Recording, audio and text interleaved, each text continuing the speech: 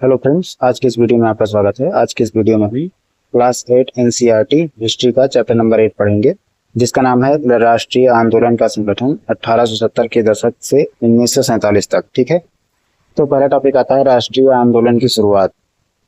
तो 1857 के विद्रोह के बाद अंग्रेजों ने भारत पर अपना नियंत्रण और भी मजबूत कर लिया था। ठीक है, लेकिन धीरे धीरे भारतीयों में यह भावना बढ़ने लगी कि भारत का शासन भारतीयों के हित में होना चाहिए। मतलब उसके बाद से भारतीयों को ऐसा लगने लगा कि मतलब जो भारत का शासन हो वो भारतीयों के हित में हो। ठीक है, ये भावना उनके मन में 1857 के विद्रोह के बाद बढ़ने लगी। ठीक है, फिर आता है इसके पीछे के मतलब क्या क्या कारण थे, ये आता है। तो इसके पीछे के कारण थे अंग्रेजी शासन की आर्थिक नीतियां, भारतीय उद्योगों का नुकसान, किसानों की समस्याएं। ठीक है, ये मतलब विशेष कारण थे इसके पीछे वाले। फिर आता है सरकारी नौकरियों में मतलब भेदभाव, नस्लीय भेदभाव, भारतीयों को राजनीति अधिकार न मिलना। ठीक है, और आधुनिक शिक्षा और समाचार पत्रों का प्रसार। ठीक, फिर आता है राजनीतिक संगठनों का निर्माण।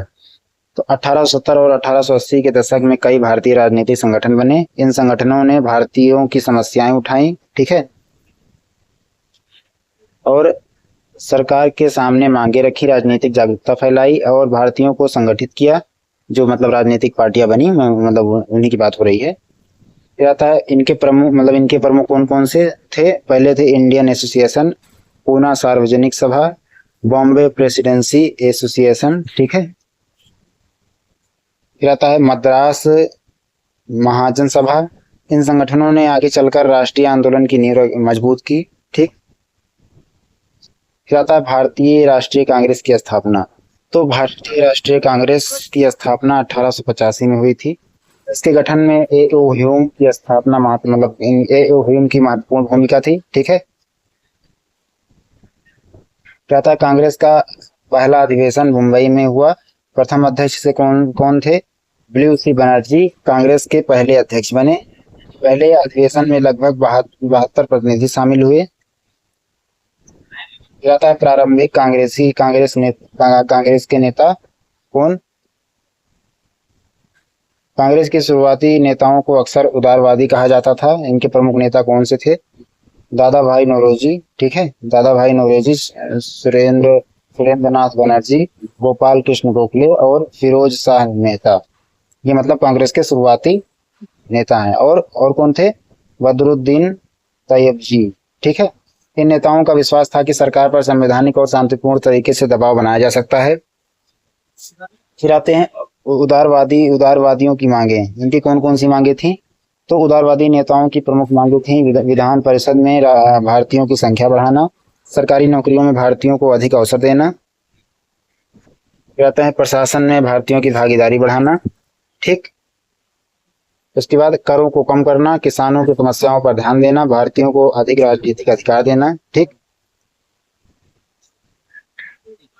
वे लोग जो थे वे भाषण, आवेदन, याचिका मतलब और इसके साथ साथ बैठक, समाचार पत्र के माध्यम से अपनी मांगे सरकार तक पहुंचाते थे। फिर आते हैं दादा भाई नौरोजी।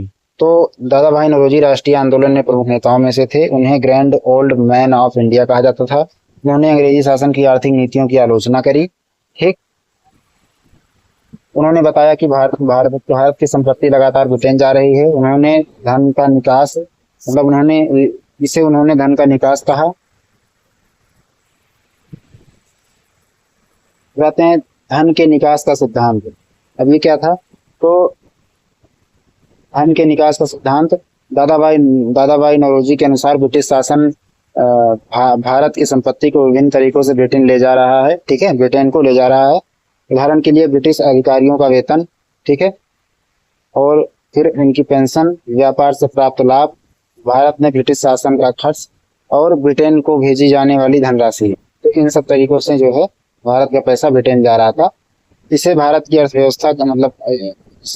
अर्थव्यवस्था कमजोर होती गई। ठीक, फिर आते हैं अंग्रेजों के प्रति असंतोष बढ़ना। समय के साथ भारतीयों को महसूस हुआ कि केवल आवेदन और प्रार्थना से अंग्रेज सरकार अपनी नीतियां नहीं बदल रही है, जिससे कांग्रेस के अंदर एक अधिक आक्रामक विचारधारा मजबूत होने लगी। ठीक है, जिसे कहा गया इन्हें कहा गया उग्रवादी। ठीक है, जो ये विचारधारा थी इनको क्या कहा गया? उग्रवादी कहा गया। और फिर आते हैं उग्रवादी नेता। तो उग्रवादी नेता जो थे वो प्रमुख उग्रवादी नेता कौन कौन से थे? बाल गंगाधर तिलक, लाला लाजपत राय, विपिन चंद्रपाल। इन तीनों को प्रसिद्ध रूप से मतलब कहा जाता था उग्रवादी नेता लाल बाल पाल, मतलब तीनों को एक साथ लाल बाल पाल कहा जाता था। ठीक है, कहते हैं बाल गंगाधर तिलक। तो बाल गंगाधर तिलक महाराष्ट्र के प्रमुख राष्ट्रवादी नेता थे। उनका प्रसिद्ध कथन था, स्वराज मेरा जन्मसिद्ध अधिकार है, मैं इसे लेकर रहूंगा। ठीक, उन्होंने लोगों को राजनीतिक रूप से जागरूक करने के लिए गणपति उत्सव, शिवाजी उत्सव, ठीक है, ये सब जैसे सार्वजनिक आयोजनों का उपयोग किया। ठीक, फिर आते हैं बंगाल का विभाजन 1905। ठीक है, तो 1905 में बंगाल का विभाजन हुआ।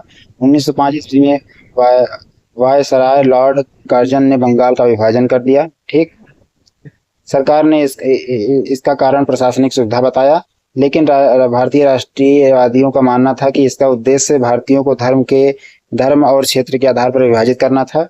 इसलिए पूरे देश में इसका विरोध हुआ। ठीक, फिर आते हैं स्वदेशी आंदोलन। बंगाल विभाजन के विरोध में स्वदेशी आंदोलन शुरू हुआ। स्वदेशी का अर्थ है अपने देश में बनी हुई वस्तुओं का उपयोग करना और विदेशी वस्तुओं का बहिष्कार करना। ठीक है, और लोगों ने क्या किया? लोगों ने विदेशी कपड़ों का बहिष्कार किया, विदेशी वस्तुओं की होली जलाई, भारतीय उद्योगों को बढ़ावा दिया और राष्ट्रीय शिक्षा संस्थाएं स्थापित करी। ठीक है, तो ये सब इन्होंने मतलब उसके विरोध में किया।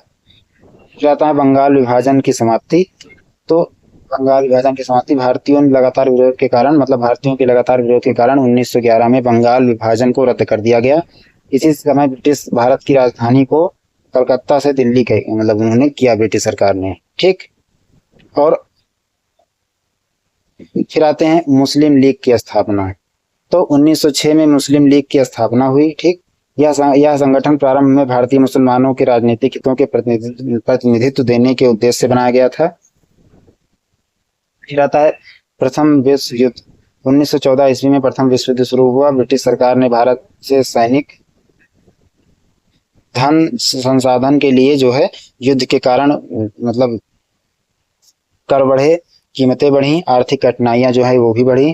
ठीक, फिर आते हैं युद्ध के बाद भारतीयों में राजनीतिक अधिकारों की मांग मजबूत हो गई। जब युद्ध समाप्त हुआ तो भारतीयों में राजनीतिक अधिकारों की मांग जो है मजबूत हुई। फिर आते हैं गांधी जी का भारत आगमन।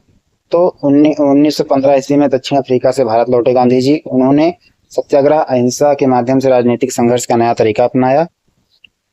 गांधी जी ने पहले स्थानीय समस्याओं पर आंदोलन किए। ठीक है, जैसे चंपारण सत्याग्रह 1917। ठीक है, और बिहार के चंपारण में किसानों को नील की खेती के लिए मजबूर किया जाता था। गांधी जी ने किसानों की समस्या को लेकर आंदोलन किया, इसे चंपारण सत्याग्रह कहा गया। ठीक है, यह भारत में गांधी जी के शुरुआती प्रमुख आंदोलनों में से एक था। ठीक, फिर आते हैं खेड़ा सत्याग्रह। ये क्या था? तो खेड़ा सत्याग्रह 1918। गुजरात में खेड़ा में फसल खराब होने के बावजूद किसानों से कर वसूला जा रहा था। गांधी और अन्य नेताओं ने किसानों को कर माफी के लिए आंदोलन किया। ठीक है, फिर आते हैं अहमदाबाद मिल हड़ताल 1918। अहमदाबाद में कपड़ा मिलों में मजदूरों और मालिकों के बीच विवाद हुआ। गांधी जी ने मजदूरों का समर्थन किया और सत्याग्रह का रास्ता अपनाया। फिर आते हैं रॉलेट एक्ट 1919। ब्रिटिश सरकार ने 1919 में रॉलेट एक्ट पारित किया। इस कानून के तहत सरकार जो है मतलब इस कानून के तहत क्या होता था कि बिना किसी वारंट के, बिना किसी कारण के, बिना किसी वजह के सरकार किसी को भी गिरफ्तार कर सकती थी। ठीक है, ऐसा कानून था इसमें। तो भारतीयों ने इसका क्या किया? व्यापक रूप से विरोध किया। ठीक है, इसका कड़ा विरोध किया। गांधी जी ने इसके खिलाफ देशव्यापी सत्याग्रह का आह्वान किया। और फिर क्या हुआ? जलियांवाला बाग हत्याकांड। 13 अप्रैल 1919 को अमृतसर के जलियांवाला बाग में बड़ी संख्या में लोग एकत्र हुए थे। ब्रिटिश अधिकारी जनरल डायर ने वहां मौजूद भीड़ पर गोली चलाने का आदेश दिया। इस घटना में बड़ी संख्या में लोग मारे गए, घायल हुए। ठीक है, इस घटना ने पूरे भारत को झकझोर दिया था। ठीक है, और ब्रिटिश शासन के प्रति गुस्सा जो है बहुत बढ़ गया था। फिर आता है असहयोग आंदोलन 1920। तो गांधी जी ने 1920 में असहयोग आंदोलन शुरू किया था। इसका उद्देश्य था ब्रिटिश सरकार शासन के सहयोग को समाप्त करके उसकी शक्ति को कमजोर करना। ठीक है, लोगों से कहा गया कि वे सरकारी स्कूलों का बहिष्कार करें, सरकारी कॉलेजों का बहिष्कार करें, सरकारी उपाधियां लौटाएं, ठीक है, विदेशी कपड़ों का बहिष्कार करें, ब्रिटिश संस्थाओं से असहयोग करें। फिर आते हैं चौरा चौरी घटना 1922। तो 1922 में 5 फरवरी 1922 में क्या हुआ था, उत्तर प्रदेश के चौरी चौरा में प्रदर्शनकारी और पुलिस के बीच हिंसक घटना हुई। गांधी अहिंसा के सिद्धांत के कारण इस घटना से बहुत चिंतित हुए। उन्होंने असहयोग आंदोलन जो है वापस ले लिया। फिर आते हैं सविनय अवज्ञा आंदोलन। तो बाद में गांधी जी ने सविनय अवज्ञा आंदोलन शुरू किया। इसका उद्देश्य था अन्यायपूर्ण कानूनों का शांतिपूर्ण ढंग से उल्लंघन करना। ठीक है, इस आंदोलन की शुरुआत नमक कानून के विरोध से हुई थी। फिर आता है दांडी मार्च 1930। 5 मार्च 1930 को गांधी जी ने साबरमती आश्रम से दांडी यात्रा शुरू करी।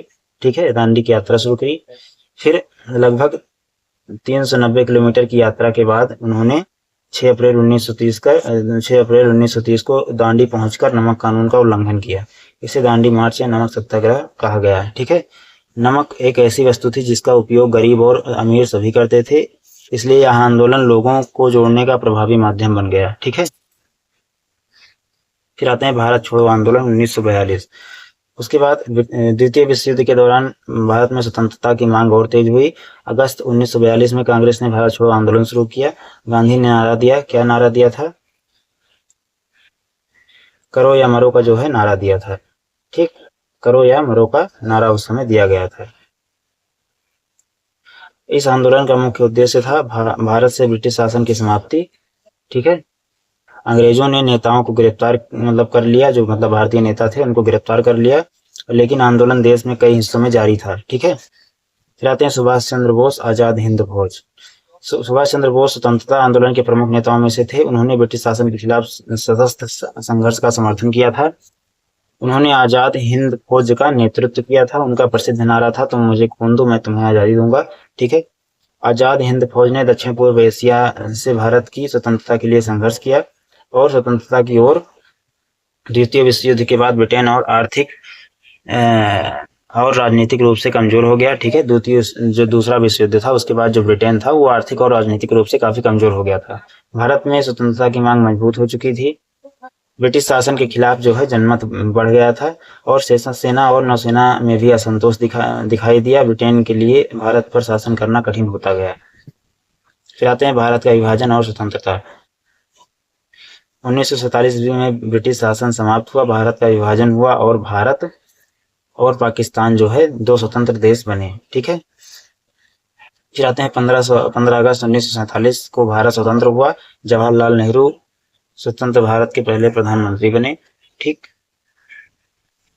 तो जवाहरलाल नेहरू जो है वो स्वतंत्र भारत के जो हमारे देश के पहले प्रधानमंत्री जो है वो बने थे और 15 अगस्त 1947 को हमें स्वतंत्रता मिली थी, इतने संघर्षों के बाद।